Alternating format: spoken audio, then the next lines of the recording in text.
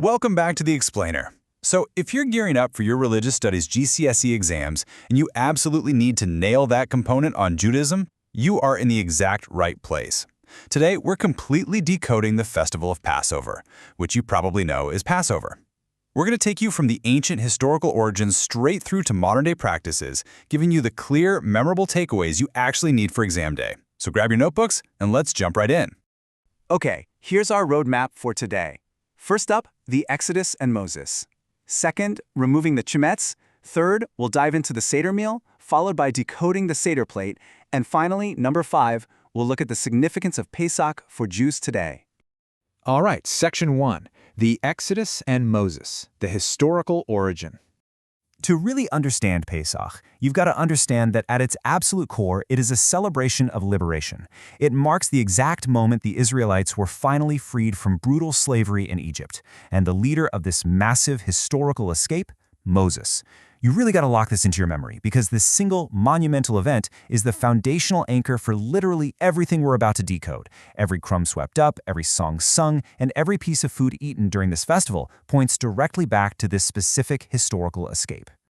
Moving right along to Section 2, removing the chametz, physical preparation. So, let's define our terms here. What is chametz? Well, it refers to all grain products, and I mean all of them. Many Jewish families will go through and completely remove absolutely anything containing grain from their house during the festival. A really key point to remember for your revision is that the preparation for Pesach actually begins long before the festival officially kicks off. The house has to be entirely cleared of chametz first. Now you might be wondering, why go to all that trouble? Well, there are 3 fascinating reasons behind this massive clear-out. First, some Jews view yeast and rising bread as a symbol of pride, puffing oneself up. So removing it is a physical act of humility. Second, the way yeast silently spreads and grows, that represents how sin can spread through a person. Sweeping out those crumbs is literally like sweeping out spiritual sin.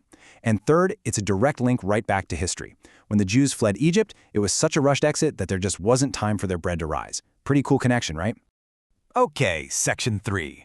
The Seder meal, the main event. The way the festival unfolds is actually really beautiful, moving seamlessly through different spheres of Jewish life.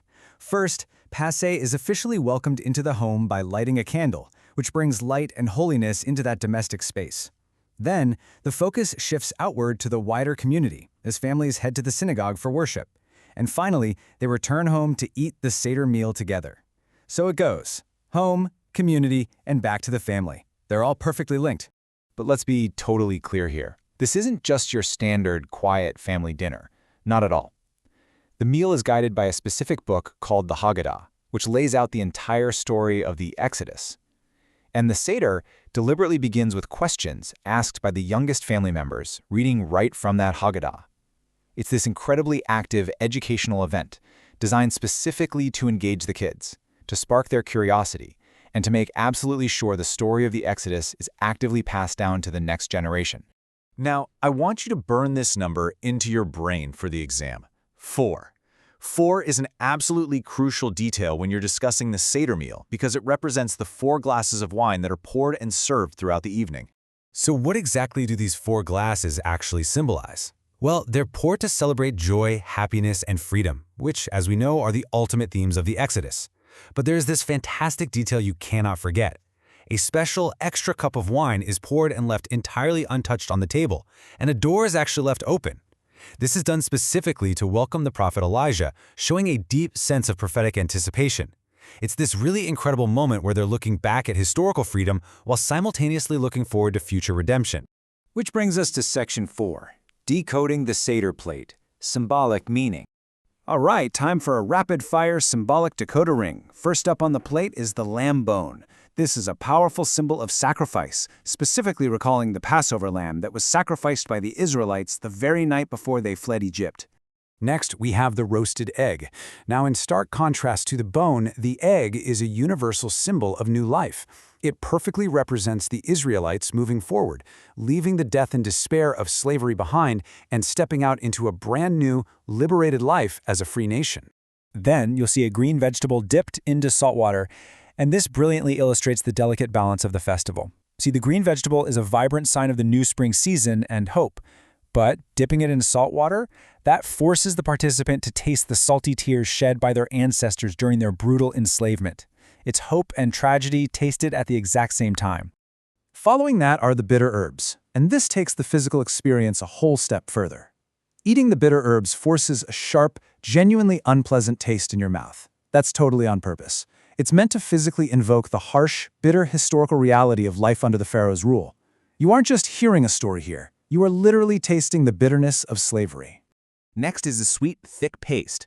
The texture is the key takeaway here. It represents the heavy clay and mortar used by the Jewish slaves as they were forced to endure back-breaking manual labor to build the cities of Egypt. And finally, the matzah, the flat, unleavened bread. It's eaten to remember that chaotic, Russian exit we talked about earlier. They packed up so fast there was simply no time for bread to rise. But there's actually a really fun twist during the Seder meal regarding the matzah. A specific piece, called the afikoman, is broken in half, the adults hide it, and then the children get to hunt for it later in the evening to win a prize. It's a great way to keep everyone engaged. All right, our last section, Section 5, Pesach for Jews today, authority and significance. So, why does this ancient meal remain such a strictly followed command today? Well, the answer lies directly in their sacred texts. Look at this verse from Exodus chapter 12. It says, "This day must be one that you will remember. You must keep it as a festival to God for all generations. It is a law for all time that you must celebrate it." This is the ultimate source of authority for the festival. It's not just a nice tradition. It is a direct, eternal command from God to remember. Let's quickly summarize the key takeaways regarding its importance today. First, as we just read, it's explicitly commanded by God for all generations. Second, because of that command, it's an essential part of the 613 mitzvot, the Jewish rules or commandments. Third, participating in Pesach links modern Jews directly back to that ancient covenant made with Moses. And finally, and I think this is perhaps the most moving part, this historical reflection inspires real, modern empathy. Because they remember their own history of slavery, during Pesach, prayers are actively said for people around the world who are still not free today. And that brings us to the ultimate test. On your exam, you might face questions asking you to describe what God instructed about Passover, or to describe the link between Passover and the Exodus. Well, using the history, the symbolic decoding, and the scriptures we just went through, you are entirely prepared to ace those. Absolutely no sweat. But beyond just passing the exam, I want you to leave with this final thought. Pesach is a 3,000-year-old, unbroken chain of memory. So, how might remembering the deep struggles of our ancestors fundamentally change the way we treat the vulnerable in our world today? Something to think about.